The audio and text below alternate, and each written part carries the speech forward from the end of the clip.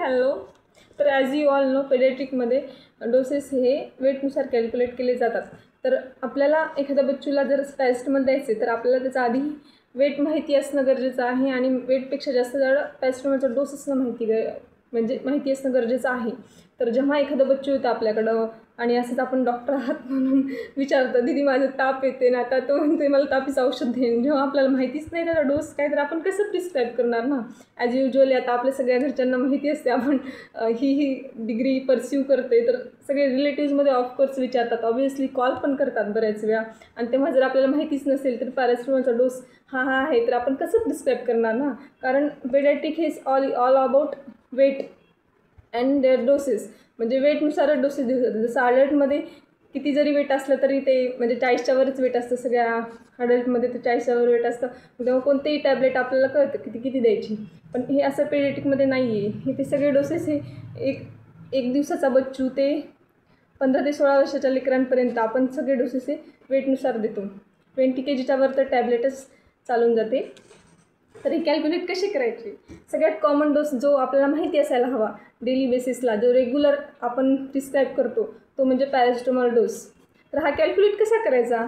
तर ह्याचे आपल्याला डोस माहिती असणं फार जास्त इम्पॉर्टंट आहे. तर जेव्हा आपण एखाद्या क्लिनिकमध्ये प्रॅक्टिसला जातो हॉस्पिटलला, तर तेव्हा आपल्याला हे डोसेस कळून जातात. पण हे कळायला थोडा वेळ लागतो. जे फारच बिगिनर आहेत त्यांना कळायला थोडा वेळ लागतो. हे पॅरासिटामॉल डोस आहे 15 mg/kg पर डोस आणि तेच 45 mg/kg पर डे. TDSमध्ये असतो हा डोस. हे तर माहिती झालं आपल्याला हा डोस आहे आणि 5 किलोचं बच्चू आलं आणि आपल्याला डोस माहिती आहे, बच्चूचं वेट पण माहिती आहे. बट आपल्याला आता 15 द्यायचे, 5 किलोचं बच्चू आहे, आपल्याला डोस पण माहिती आहे 15 mg आहे, 15×5 = 75 द्यायचं. मग हे द्यायचं कसं? 75 mg द्यायचे. पण आपल्याला हे पण माहिती असायला हवं की त्या ब्रँडमध्ये पॅरासिटामॉलच्या ब्रँड ज्या असतात, एक्झाम्पल फेपॅनिल, मेफ्टाजेसिक, मेफ्टाल, जे काही पॅरासिटामॉलचे डोस ब्रँड आहेत त्यामध्ये स्ट्रेंथ काय आहे, त्याची किती mgमध्ये किती ml आहे हे ऑब्व्हियसली माहिती असायला हवं.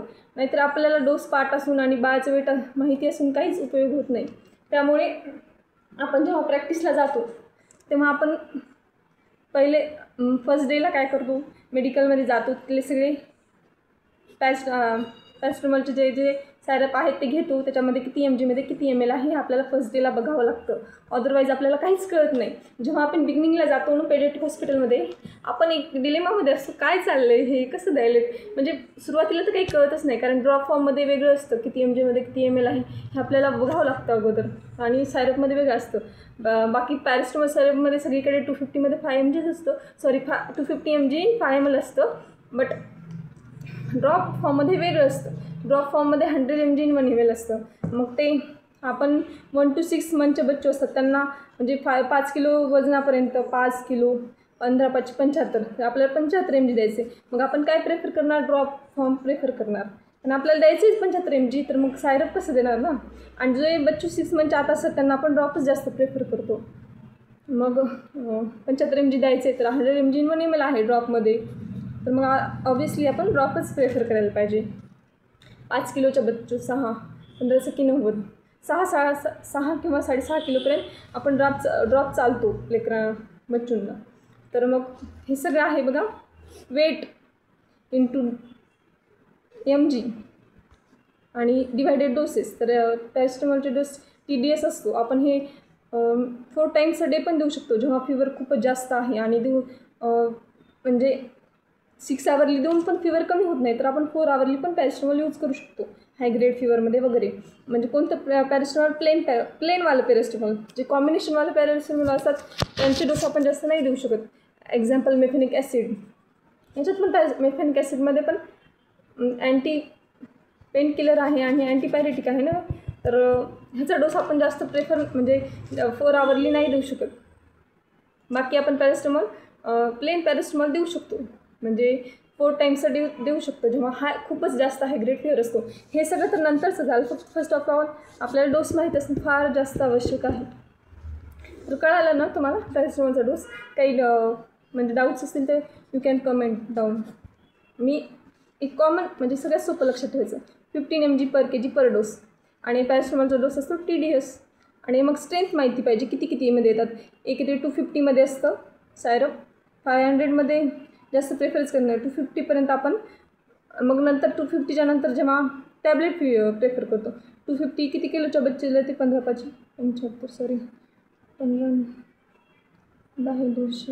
15 किलोपर्यंत आपण सायरपच जास्त प्रेफर करतो. नंतर मग 20 किलोच्या नंतर आपण टॅबलेट पण देऊ शकतो, कारण ते तेवढ्या वेटमध्ये बसून जातं टॅबलेट फॉर्ममध्ये पण.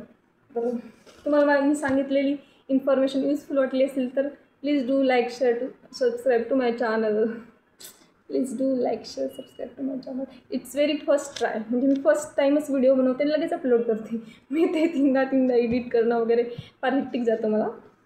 मी सांगितलेली इन्फॉर्मेशन आय होप तुमच्यासाठी युजफुल आहे, कारण ॲज अ डॉक्टर आपल्याला ॲटलिस्ट पॅरासिटामॉल डोस तरी माहिती असायला हवा. काज वी ऑल नो आपले रिलेटिव्स तर असे असतात, तुम्हाला एवढं पण माहिती नाही की ताप आल्यावर कोणतं औषध देतात. खरं आहे की नाही? असे मला बरेच सगळे डोसेस माहिती आहेत, पण जसं हे फर्स्ट व्हिडिओ आहे माझा, याला जर बघितलं बऱ्याच लोकांनी तर मग सेकंड व्हिडिओ बनवण्यासाठी थोडंसं मोटिवेशन येईल. आणि पॅरासिटामॉल डोस हे खरंच खूप गरजेचं आहे आपल्याला माहिती असणे. ठीक आहे, आता एखादं बच्चू आला आपल्याकडे 2 दिवसाचं 3 दिवसाचं, त्याला तर फीवर जास्त करून येतच नाही एवढ्या छोट्या बच्चूंना, पण आला आणि आपण एक OPD टाकली आहे GP म्हणून, कुठे पण आपल्या गावात किंवा आपल्या गावात थोडं डिस्ट्रिक्ट लेवलला, आणि आपण अडल्ट करतोय म्हणून आपण पेडियाट्रिक कधी केलंच नाही. आणि मग तर बच्चू आले रात्रीचे 3 वाजता, मग आपण त्याला काय करणार? आपण विचारत बसणार की गुगल करणार की पेशंट बघणार? सो तुम्हाला मी सांगितलेली माहिती जर युजफुल वाटली असेल तर please do like share subscribe to my YouTube channel. It's doctor Vaibhavi's YouTube channel. Bye. काही चुकलं असतील तर समजून घ्या, कारण हा माझा फर्स्ट व्हिडिओ आहे आणि मी यात जास्त डोकं घालत नाही, म्हणजे हेक्टिक मला कामं नको वाटतात. एडिट करत नाही मी. जे काही आहे ओरिजिनल कॅमेरा आहे, आणि माझा कॅमेरा पण खूप म्हणजे काहीच चांगला नाही आहे, साधा फोन आहे माझा. तुम्ही जर माझ्या चॅनलला प्रेम दिलं तर मी घेईल नवीन फोन पण, कारण इन्व्हेस्टमेंट नाही अफोर्डेबल आपल्याला. इन्व्हेस्ट करा आणि नंतर चॅनल चाललंच नाही तर मग काय करणार? आणि मला नाही वाटत की मोबाईलमध्ये खूप सारे पैसे इन्व्हेस्ट करणं हे काही बरोबर म्हणजे डिसिजन आहे. त्यापेक्षा आपण दुसऱ्या गोष्टीत इन्व्हेस्ट केलं तर उपयोगी पण आहे ना. मोबाईल शेवटी काय 10,000चा असला काय आणि 15,000चा असला काय, काम तर एकच करणार आहे. आणि फोटोसाठी तर आपल्या सर्कलमध्ये कोणाकडे तरी छान फोन असतोच. मी खूप बोलते आहे का? बाय. फर्स्ट व्हिडिओ आहे, प्लीज.